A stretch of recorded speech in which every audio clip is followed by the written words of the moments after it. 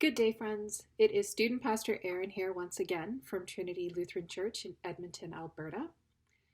I'm going to continue my series this week on offering some reflections about vulnerable people groups who may require specific kinds of support during this COVID-19 pandemic. Today, I want to share some encouragement for folks experiencing poverty or underemployment or homelessness already while navigating this COVID-19 issue. So many Canadians struggle with putting food on the table, or having a home to call their own, or accessing clean drinking water, or getting enough shifts or work hours to make ends meet.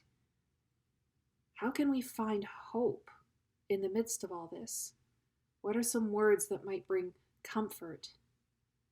Well, let's start with a reading from the book of Isaiah in chapter 58.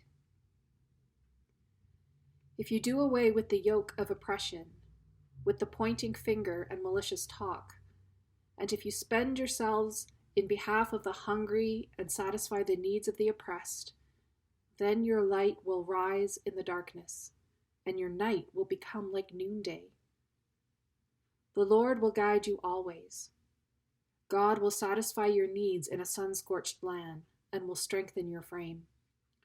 You will be like a well-watered garden, like a spring whose waters never fail. Your people will rebuild the ancient ruins and will raise up the age-old foundations. You will be called repairer of broken walls, restorer of streets with dwellings. Trinity Lutheran has been hosting an overnight winter shelter in partnership with the local nonprofit up the street, the Neighbour Center. Great people, great friends. We love working alongside them. It's been wonderful to be in community with them. As soon as the COVID-19 pandemic hit, we started getting questions about closing this winter shelter down. While we immediately put into place extra measures to keep people at a safe distance while spending the night at the church, and we continued to do thorough cleanings and disinfecting practices at the church, we couldn't close down the one space local people had to sleep at night. We know now, as of this week, that people struggling with homelessness in Edmonton will be given shelter at larger centers in the city like the Edmonton Expo Center. So with that, Trinity probably won't be having our winter shelter for the rest of the season. Even with the shelter aspect looked after for now, we need to remember that there are a lot of mental health issues that need to be supported within the homeless population, as well as substance use and addiction matters that need to be looked after. This is a vulnerable population that needs ongoing support, a population that often faces stigmas from the general population as dirty or lazy or violent.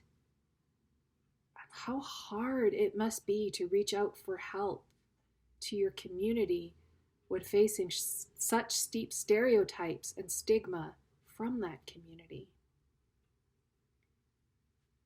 So many families across Canada relied on schools and daycares and after-school programs to offer their children what perhaps could be their only hot and or healthy meal of the day. When living below or at the poverty line, money usually goes towards fixed costs like rent and utilities. What's left over can then be applied to variable costs like food. To isolate at home when home doesn't have enough food or supplies can create deep fear and deep grief. Many more of us are facing job losses, which include more than economic losses. It involves the loss of co-workers and camaraderie, parts of our identities perhaps, and perhaps a loss of purpose. And some of us have savings and resources to fall back on, true. Some of us do not. Our passage today goes past simply feeding the hungry. Today it reads that we are to spend ourselves on behalf of the hungry. This current crisis is showing us with glaring clarity that we need to overhaul our entire society on so many levels. Too many of us are getting left behind. The answer is not to have the impoverished or the homeless to measure up to our standards. The answers lie in changing how we live. I don't have all of those answers for you today, my friends. What I do know is that our homeless shelters, our food banks, our domestic violence shelters, and our helplines need our support. We can support them by giving what we can financially, but also by dismantling any fear-based judgments we might carry about folks living without homes or living hand to mouth. We can take this time to learn better about our neighbors who are struggling with these things. We can shape our compassion. No one must be left behind in this pandemic. No one. Fear sometimes clouds our minds and we forget people. But love opens our minds to help us remember our neighbors. Check in. Deliver bags of groceries. Share what you have. Support the staff at homeless shelters and food banks. If you are listening to this vlog today, and you are just such a person who might have nowhere to live or struggles with affording food and basic necessities, hear this now. You are wondrous for who you are. You are worthy and created good. And I don't say this with any kind of triteness or as a pat answer. Such words don't magically produce a warm, safe bed or a table filled with good things to eat. What I hope you hear is that you matter. You matter. You are needed. We see you and we love you. If you need anything, please call us at the church office at 780-433-1604. We will work hard to support you and to connect you with other supports so that you remain included in our community response to COVID-19. Friends, continue to reach out to your friends and family and neighbors.